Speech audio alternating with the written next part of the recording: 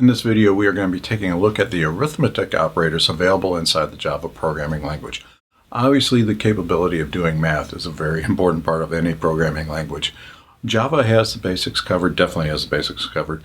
And what I want to do now is introduce you to the, I think it's 5 different operators that we have available for doing arithmetic, basic arithmetic, inside the Java programming language. Okay, up on the screen I have a table showing you the Java arithmetic operators, and they're all fairly intuitive.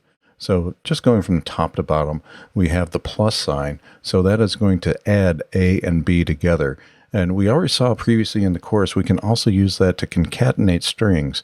So we're going to bring 2 string values together. And a lot of times when you're dealing with data types, all the data types are going to have generally an implicit 2-string functionality. So behind the scenes, Java will convert it over to string and concatenate them together. And we saw an example of that previously in a lecture in the course. Then the next thing that we have is the minus sign.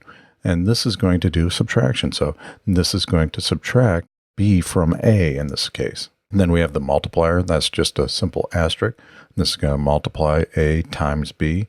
And then also we have the slash, or the division sign. So this is going to divide A by B.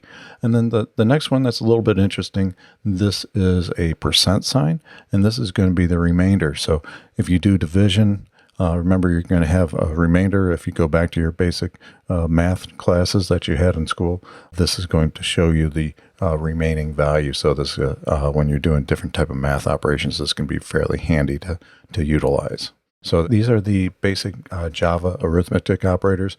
Gives you all the fundamentals that you need to do basically math inside of Java. As you can see, the operators that we have available for our use are fairly straightforward, fairly intuitive as to how they are used. We've already seen the integer, the primitive type integer, int, used inside the course. So what I want to do now is show you how these operators are used with the integer to assign different variables and do arithmetic operations. So we'll go through some basic operations, introducing you to these arithmetic operators using the int or integer variable type inside of Java. Let's go ahead and take a look at some examples of doing arithmetic inside of Java. And what I'm going to do here is I'm going to create a new class for your reference, and we will call this arithmetic examples, like so. And we will add in a main class to this. So I'm using the IntelliJ shortcuts there for that. And let's go ahead and initialize a couple values. So we'll declare an integer, and we'll just call this 2. And we'll set him equal to 2. And we'll do 4 also. Just keep this nice and simple for now. So we have 2 variables, 2 and 4. Equal to those values respectively.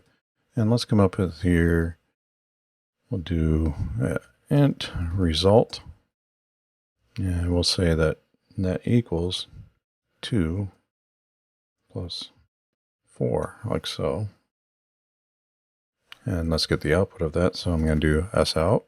That's the IntelliJ shortcut for system out, and we'll just print out the result. So let's go ahead and run that now.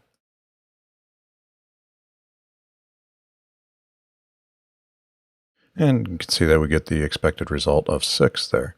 So let's come up here, and let's come here and say, we'll just redefine the result. And now we can say result equals 2 times 4. And we're just reassigning the variable result to the multiplication of that. So let's go ahead and run that now. And we can see that as expected, we get 8. And let's do, forgot the minus sign, so let's do 2 minus 4. And let's get the output of that. And that is -2 as we expect. Now if we do result equals 4 divided by 2, should get a nice whole result for that.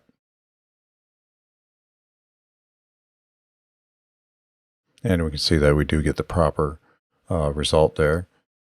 Now finally we need to look at the remainder operator. So if we do result equals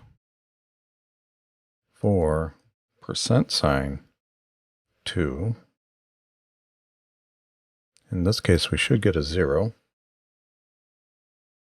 which is to be expected. And let's do something a little bit interesting to actually get a value out of that. So if we do 4 remainder and say 3, like so, we should get a positive value there. And we can see that we do get a 1 there. So these are the basic arithmetic operators available inside of Java using the integer or the int primitive data type. So previously in the course, we talked about the integer data type being a whole number, not having decimal places, and a specific range. Now, we started playing around with the arithmetic operators, but there are some very distinct gotchas as far as how this is going to function with the integer data type. And Java can be a little unforgiving, so I'm going to jump over to IntelliJ and show you some of the concerns that you have to have when you are dealing with arithmetic and the constraints around the integer data type. Okay, let's talk about some of the Java gotcha, especially with the integer data type. And what I'm going to do here is I'm going to do a comment. Well, I don't think we've talked about comments yet. And I'm just going to say gotchas here. So that is, the double slash is a single line comment. We'll talk about comments more coming up in the course. So here I want to talk about some of the gotchas. And if I do int, and we'll just call this 5 equals 5, that's pretty straightforward. Now if I say result equals 5 divided by 2, obviously this is going to give me a decimal result. And if I run it, what is going to happen is that we're going to get a whole number returned. So the decimal places have been truncated out of the result because the integer data type does not have decimals.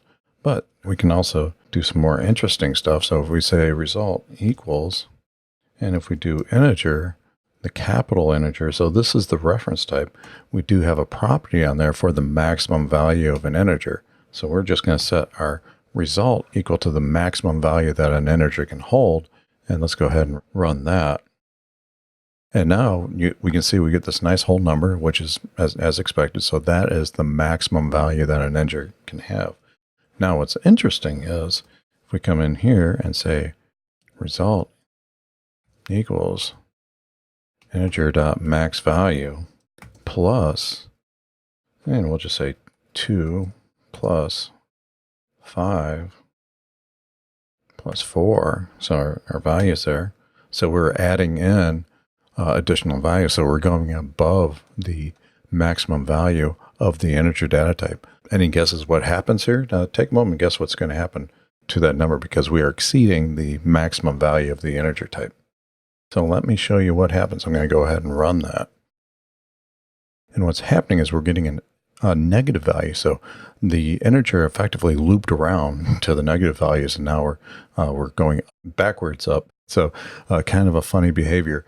And if memory serves me right, the Java specification does not really specify the behavior of what happens when you exceed the value, the maximum value of an integer.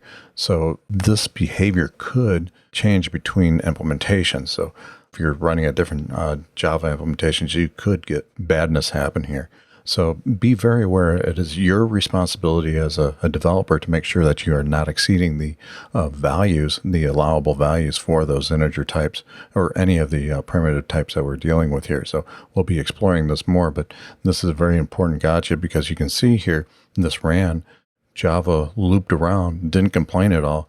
And if you were running a program, this could really throw quite a bug into your system. So be aware that the integers and different primitive types do have a maximum value. And here we are seeing what I'll coin the term predictable result, but reality is this is an unpredictable result, and it's something that you need to guard for when you're developing with the Java programming language.